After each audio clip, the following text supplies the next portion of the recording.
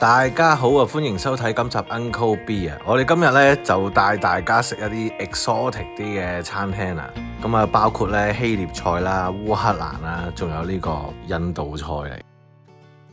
第一站咧就先嚟到呢一個烏克蘭嘅餐廳，呢間咧都好出名嘅。我諗大家如果有睇或者係 foodie 嘅話咧，都會有留意到佢。你睇翻去 bakery 嗰度咧，係有好多款式嘅。見到入邊咧，亦都有唔同嘅一啲裝飾啊，或者係啲牆壁上面嘅畫咧，其實都好烏克蘭嘅。咁啊，大家見到呢啲東正教嘅東西啊，咁啊，已經未入開始食咧，都已經有嗰個 feel 啊！嗌咗杯 latte 同埋一個威化餅啊，咁啊，杯咖啡咧飲一飲先。個味道咧，其實同溫哥華呢度出面周街揾到嘅啲咧差唔多。咁個威化餅咧就腍腍地嘅，我諗係佢哋啲特色啩。我又覺得就我自己就唔係特別中意啊。但係如果你烏克蘭大嘅話，我諗係家鄉的味道啦。咁我哋另外咧仲嗌咗啲 pierogies 啊。咁啊 pierogies 其實就係佢哋烏克蘭嘅餃子。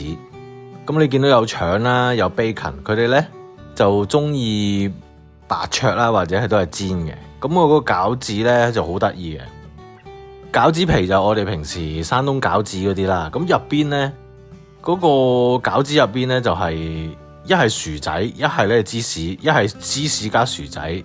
咁啊都會有其他肉嘅餡嘅。咁但係咧我啊非常之中意食嘅。有啲朋友咧覺得好流，因為全部都澱粉質。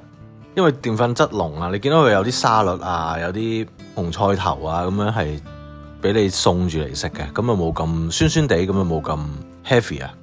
咁呢度咧，另外一個佢哋都出名嘅菜式啊，就係一個 cabbage roll 啊。咁啊外邊咧其實就係生菜嚟嘅，入邊咧就係一啲蛋啊、肉啊咁樣嘅一個卷。咁啊個味咧好得意嘅，好似羅宋湯嘅味嚟嘅。咁另外仲有可以你加埋 cream cheese 喺個面度食啦，我覺得幾特別，酸酸味味，亦都係有肉汁，好似飲緊一個固體版嘅羅宋湯咁啊。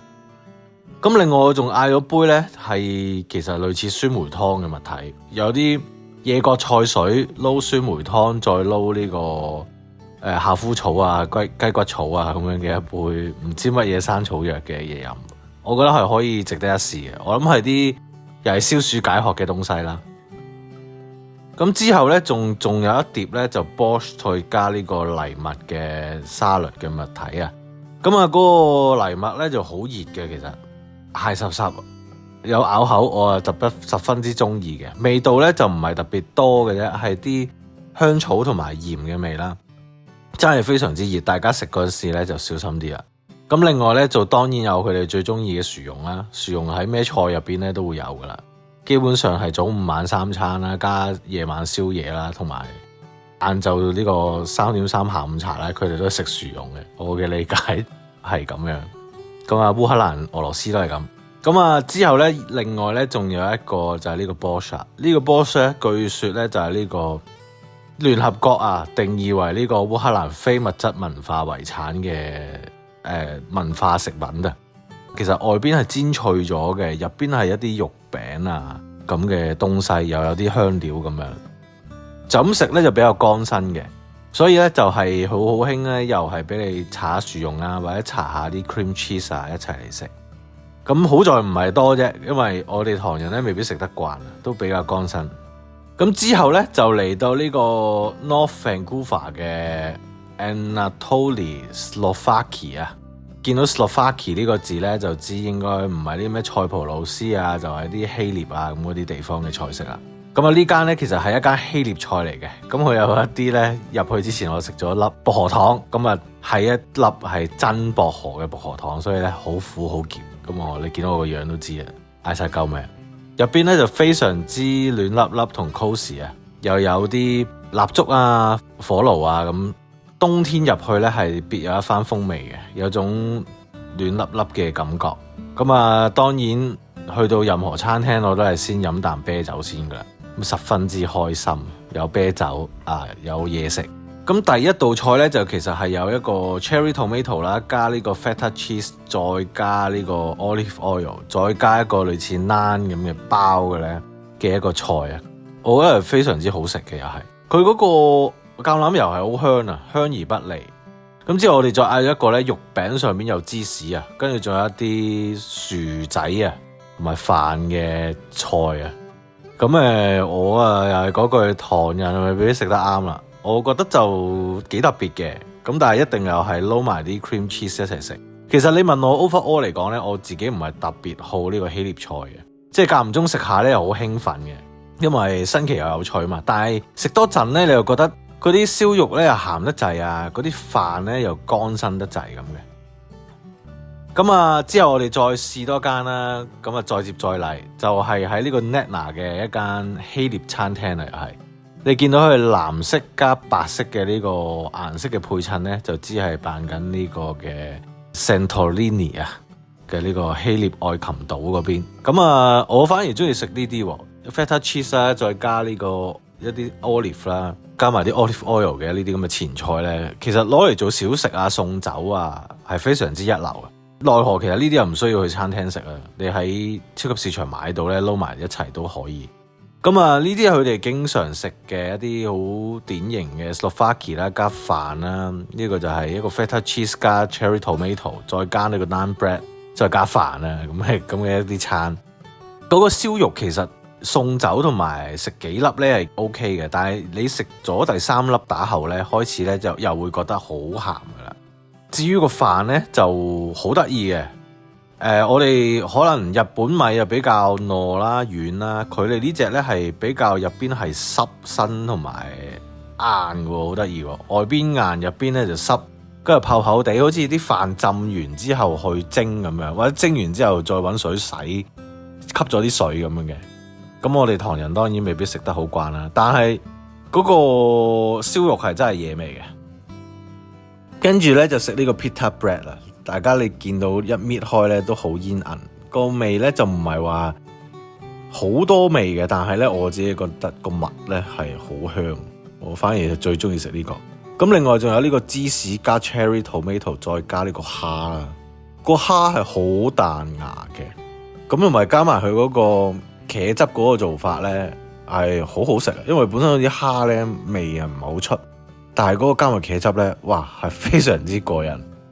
咁最後一間啦，就係一間其實印度餐廳嚟，我覺得比較係一間fusion 嘅印度餐廳啦。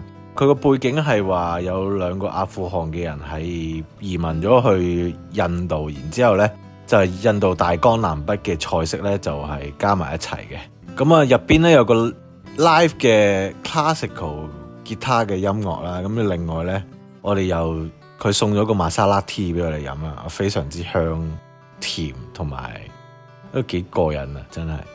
另外入邊裝修咧，其實都幾靚嘅。個天花板咧係充滿啲玄學啊、唔同宗教嘅 logo 啊、呢個12星座啊。如果有研究咧，你都可以望一望。呢個其實都分得到，佢都幾特別嘅。另外就當然就唔少得就係又飲啤酒先啦。每次每一間咧都要試下啲啤酒啊。咁啊，我哋嗌咗2碟嘢嘅，咁啊有分上嘅咖喱啦，同埋分上嘅湯。咁啊，你見到個餅入邊咧，其實本身都已經有咖喱噶啦。個湯咧，其實就好濃嘅，我覺得好好味。我自己本身咧都係中意飲湯嘅人，西湯中湯都好咧，只要係好味濃烈嘅湯咧，我就覺得好味噶啦。咁啊，另外咧，佢呢個卷卷嘅呢個好似個 wrap 咁嘅物體咧，其實入邊咧。就係咖喱嚟嘅，個外邊咧就係好似平時我哋嗰啲麥餅咁啊。咁啊，另外入邊仲會有飯嘅。佢即係食印度嘢嚟講咧，係令到你對手咧可以食得好乾淨啊。你見包住咗又唔使要攬嚟攬去啦，又唔需要用啲乜嘢嘅餐具咧，直接用手就已經好好食。咁跟住咧，仲有一個蔬菜嘅豆嘅湯啊。咁我有香料嘅味啦，咁有少少咖喱味嘅，咁但係食落咧係唔會話好濃，係幾好飲嘅又係。咁另外咧就係呢個 radish 啦，又係醃嘅紅菜頭啦，我特別中意食呢啲。我發現咧好得意喎，唔同文化嘅餐廳嘅餐入邊咧，原來都有呢啲咁嘅嘢嘅。咁啊，另外咧，你見到個餅咧入邊咧就唔好揭開嚟睇啦，都幾核突下嘅。咁其實就係將啲咖喱啊、一啲矮瓜啊嗰啲已經夾咗喺個餅入邊啦，咁啊方便你食。咁啊又係咧，另外可以加啲 cream cheese 嘅，咁咧就冇咁漏啊，就輕盈啲，佢就多啲酸酸地咁嘅味道啦。咁我自己中意一口嗰塊餅咧，跟住一口就係呢個 cream cheese 咧，懟落個口咧就食得好開心。咁啊，另外呢一個咧又係另一款咖喱啦，咁啊都係幾香嘅。我覺得最好食嘅咧係佢塊餅啊，佢塊餅又係啲麥味好香嘅餅嚟嘅，其實。咁配埋入邊個餡咧，亦都有幾種唔同嘅味道。咁啊，佢另外咧係會有呢個 tasting menu 嘅。其實如果大家個肚比較闊嘅話咧，係可以試下佢嘅 tasting menu 嘅。咁啊，呢間咧就係 Yeast and Yeast 啦。咁啊，今集係咁多先。食一啲 exotic 啲嘅異國風情嘅小菜咧，我覺得都唔錯。大家記得 comment、like、subscribe 同 share 啦。如果有咩餐廳想試啊，或者試過好食想我哋影嘅話咧，記得喺我下邊留言話俾我哋聽。我哋下次再見，拜拜。